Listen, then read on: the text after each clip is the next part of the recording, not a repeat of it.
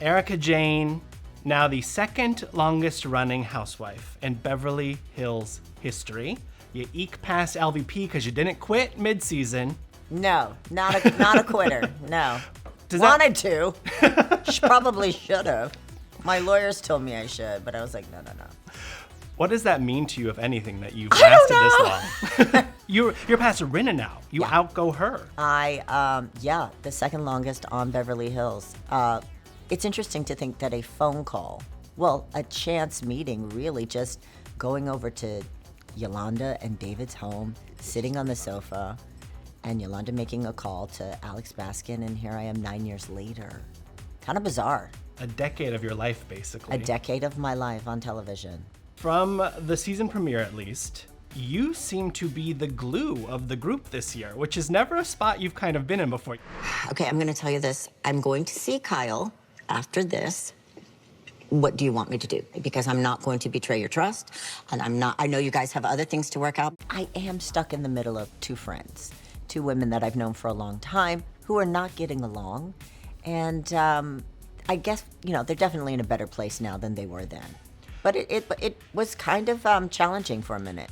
How would you review your performance of how you handled being in between them? I did the best I could with what I got. I did the best I could, honey. Could you give me a little grace? I think I did. A little bit too much. And when you get to the point that you can go publicly and say that I exaggerate our friendship, grace time is over. Grace time is over. Dorit seems activated this That's season. an understatement. Fans are saying it's a return to season 7, which is Pantygate. Oh yeah, her first year. This is a cheeky little gift, since we've all seen your pretty little puss now. Do you find that's accurate? No, it's much worse. Worse than Pantygate, and you're not even on the receiving end. The stakes are higher. Here's the thing, the stakes are higher. Dorit is going through a separation, and when you do that, and you do it on camera, in the public, and people are, picking through it, it's a lot of pressure. She has been dubbed in press the villain of the season. Do you think that's an accurate label for Dorit? I don't. I think that when someone is going through the worst time of their life on television in front of the public, I personally give them a pass. I did it. Not that Kyle was ever called a villain, but Kyle's gone through it. Now Dorit is going through it. People are, listen, when your marriage is falling apart or unwinding, you're very raw and very emotional. So I don't think villain is not right. I also find in these shows, people want black and white heroes, villains. No one is that on these shows. Well, no one in life is a good guy or a bad guy. I've seen really good men do bad things. When I sat down with Kyle, her read on Dorit was, it never felt like she actually wanted to move forward. She just wanted conflict. And there's some fan chatter out there that, maybe Dorit really wanted to keep her diamond, so she acted up this season. Do you think there's any truth to that? What do you make of Kyle's reading of it? I somewhat disagree with Kyle. I think that Dorit is in a really tough place, and it's weighing on her heavily. And she is giving her entire unfiltered opinion on everything. And she's got more to give. I know, because I saw her last night. So yeah, Okay. She's got more to give. Hi, I've been wanting to reach out because I know we're in a weird place. Of course, some of the interview comments hurt my feelings and creative issues. They always do. I don't want to lose someone else in my life over a TV show. They don't even know we are going through a hard time, so I don't see the need in bringing it up there. How would you feel if you got this message? I would feel manipulated. Okay. Now knowing everything you lived through, do you view the reading of the text at the reunion any differently than you did in the moment when you agreed with Dorit that it felt manipulative? But there's also two sides to that. You can also remember, I don't want to see this. I don't want to be here doing this. So not only did I not want to see it, I also understand where she's coming. I don't like either part of it. Yeah. Do you agree with Dorit at all that Kyle is or can be manipulative? I agree to the sense that Kyle did not want any extra drama that day at the reunion. Manipulative, I get where Dorit is coming from. I understand she's very upset and she has her reasons, and she will talk to you about them. I'm done with this. I'm done. I'm not doing this anymore. We do get in one tease of the season Kyle storming out of filming. Yeah. She has said she contemplated quitting. I thought she was I've seen, like, I've known these women for a decade. I've known Kyle for 10 years now. I've never seen her that upset. And I've seen her upset before. Is it the Dorit stuff? Is it something else? It's everything. Okay. I think it's a combination of everything. Life is overwhelming at times, and she felt completely overwhelmed. And then there's the discussion in the trailer of, I am not going to bow down at the altar of Kyle Richards. We don't need you to make this group exist. do you think the group can survive if Kyle were to leave it? I think all franchises of Housewives, no matter what city, will survive no matter who comes or who goes. Okay. This is something that, I believe strongly in. The show always goes on. For the first time in Beverly Hills history as well, the entire main cast is some version of single. Single. Yeah, not a man to be found. How does that change the dynamics within the group? Not as far as I can tell. I mean, I think we should be out there having more fun. But that's my take on it. But I want to have a good time. Is that what led you to make out with Garcelle? No, that was a dare, and it said you had to kiss somebody, and I turned around and there she was, and it was one kiss. Okay, so not a makeout session. No. No.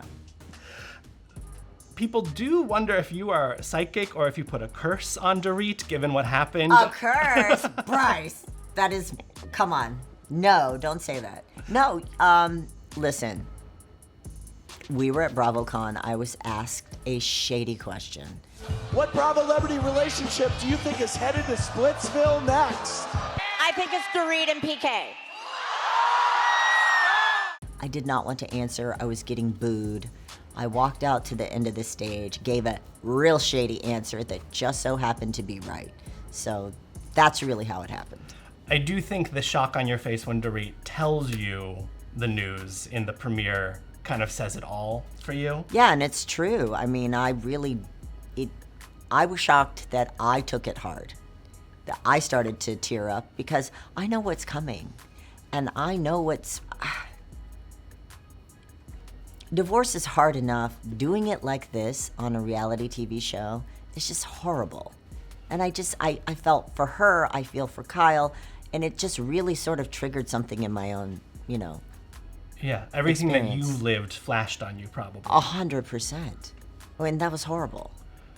Rinna is the only Fox Force 5 member still married. Should we be praying for her and Harry? No, she's fine. Okay. She and Harry are as solid as it comes. Yes, and then we have the other one that just... Yes, Teddy just announced and... Yeah, no, it's going around. Yeah. Yeah, it's going around.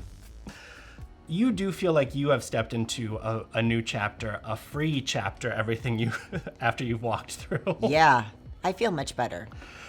But knowing how open you were about everything you walked through, is there any part of you that holds a little something for some of your cast members who hold back, who don't decide to share everything, who don't let the world in on everything? What does this look tell you right now? I'm like, absolutely. Yeah. I feel as if I was able to lay it all out there, you should be able to as well. Who would you want to hear more from? I'd like for Sutton and Garcelle to reveal their lives. Oh, interesting. Yeah. Are there things that you are privy to that the audience isn't privy to? Not necessarily. Okay. But I just feel as if, nothing is as it appears. Do you buy into the conversation that happens online that they kind of do fan service and almost perform what they think the viewer wants versus just living authentically on the show? At times, yes. I think that Erika and I might be friends. Now, do I get irritated with this woman and want to smack the shit out of her? Yes, I do. However, she has great parties. Where do you and Sutton exist right now? We're actually decent. I mean, we text back and forth. I've never had a better relationship with Sutton. Okay. Yeah. And with Garcelle as well. And I've actually said, I would love to work on my relationship with both of them. There's a concern, and I don't know what this is born from, but people love to just watch a trailer and make every assumption about the season. Yes. That this is the end for you, you have nothing to show us anymore. Who said that? Twitter, Elon Musk's internet. Oh my God. Assuage those fears for me. What's in store for Erika this year that we didn't Whoa. get a taste of in the trailer? Let me ask you this. What haven't I shown you? True.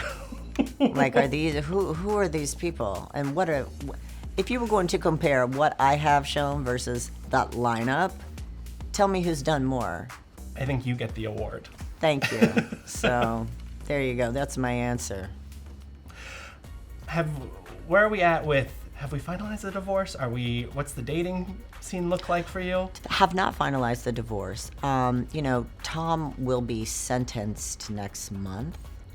And then who knows? I don't know. Being divorced is kind of like the least of my concerns at this point. Am I dating? Sure. I'm out there. I'm single. And I should be having a good time. Would you want to get married again? No. No. No, I don't need to be contractually bound to another man ever. Especially after everything you've been through.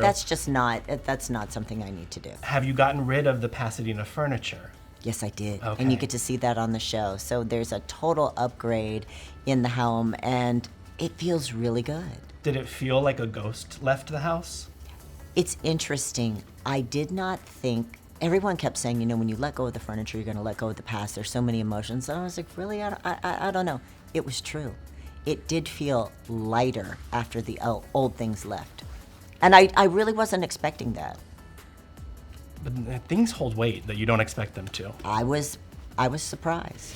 There she is. Hi, Angel. Hi, Angel, baby. Back in the mix this season, Kathy Hilton. Yep. How did you feel about her returning, knowing everything you experienced with her in Aspen and kind of where the chips landed when she left the first time? Well, I was just at her house for a Christmas party. So I think everything's okay. Okay. Yeah, everything's okay. I was excited to see Kathy come back because she comes back in a different way, and she and Kyle are having a great time. And it's nice to see that. I think what is interesting this season is that we have a lot of fun. More fun than you've ever had before? In a long time. Okay. And a different kind of fun. I feel different. What's different about it? Well, I feel good, and I'm on my own. So it's kind of like almost a rebirth in a way for me. Kind of getting to lean into the fun instead of letting the fun be a distraction. I think so. We've also got a new housewife in Beauvais. She's really good. And a new friend of in Jennifer Tilly. She's really good too. What did they bring to the table that maybe we haven't seen before on this show? I think Beauvais brings a lot of power. She's a self-made woman. She has an incredible personal story. My name is Bozoma Efiba Mamichi Arthur St. John, otherwise known as Boz. My name is Ghanaian. It means goddess. So when you say my name, you're summoning all of my greatness. It's really intense. She's done very well in corporate America, but she's also this very charismatic, loving person, and you'll get to see that. And Jennifer Tilly is so fascinating to watch. She's one of the sweetest human beings, but she's just there's just something interesting about her that I find myself just like staring at her. She's unpredictable. She's very unpredictable. She's very smart. Yeah. She's a professional, besides being an Oscar-nominated actress, which is big deal. She's also a professional poker player. I think all three of those women, Kathy, Jen, and Bose, are all smart in very different ways. Very different ways. I agree with you, 100%. We know we're going to get a pop-in from Camille Grammer. Yeah, we do. Yeah, that's right. Who just went on Twitter and asked the audience if they believe the show is too woke, yet could not define the word woke. What do you make of that? Pasadena, go ahead. What's the next question? It's, whatever, man. Who do you find yourself closest to in the group these days? I'm close to Kyle. I'm close to Dorit. I mean, Kyle and I was at Kyle's house. We went and picked up Dorit and went over to Kathy's. Wow. Yeah, so we were just driving around Bel Air. But also the two of them in a car together. Shows you where things land. I'm telling you. There's life after a blowout. But what do we need to brace for impact for? We know there's a lot of fun on the way. Is there anything unexpected on the way? Look, I think that tensions are high. I think you're going to see some swipes, made at some people that are kind of low. I think you're going to see a few low blows and some good jabs, and it's Housewives. Those people on Twitter. All right, so you. Yeah. There we go. On that note. And on that note, I'm sorry. Are we still here? We're still rolling. I am so sorry. I'm sorry, Itzy. I'm sorry, Itzy. Not really. But yes. Settle down.